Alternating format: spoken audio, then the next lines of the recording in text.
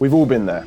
You crushed discovery, you nailed the demo, you sent off the perfect proposal, and then silence. Did they even open it? Did it even reach the CFO? Or is it just sat in someone's inbox collecting digital dust? Here's the problem. Most sales teams still measure success on vanity metrics. I'm talking things like pipeline size, win rate, sales cycle length. Those numbers tell you what happened, but they don't tell you why a deal stalled or a prospect went dark. That's where proposal analytics can totally change the game. In this video, I'm going to show you how proposal analytics can give you real buying signals that you can act on today. These aren't just fluffy stats. These are behaviors that's going to tell you who's stuck, who's serious, and who's never going to buy. Let's start with prioritization. Let's say you have two deals. One with a vanity metric that just says it's in pipeline. The other, you send a proposal that's been opened 6 times in 2 days and forwarded to colleagues in operations and finance. Who are you going to call first? This is how top reps work. They don't just grind through their pipeline alphabetically. They stack rank deals every morning based on engagement. A proposal that's circulated internally, that's a live deal.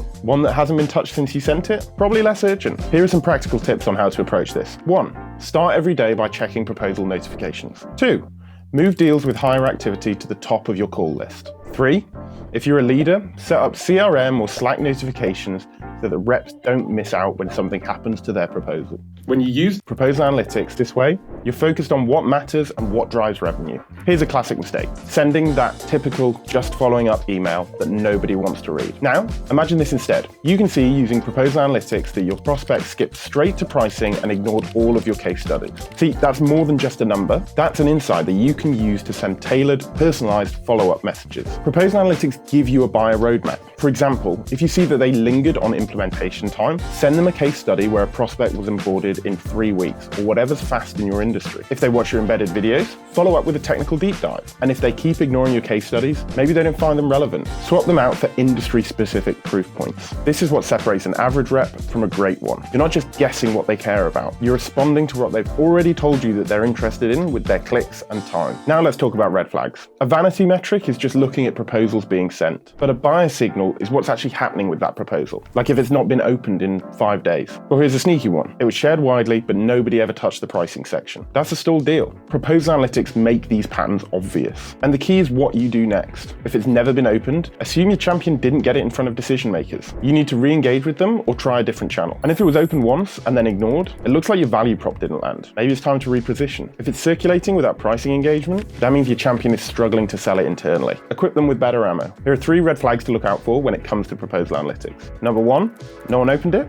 The deal's likely dead. Number 2, the one and done view, that's fading interest. And number 3, shared, but no one looked at the pricing, that means there's some internal friction. And here's the kicker for leaders. If over 20% of your pipeline shows these red flags, it's time to adjust your forecast. See, proposal analytics aren't just a deal level tool, it's a forecasting accuracy tool as well. But that's not all.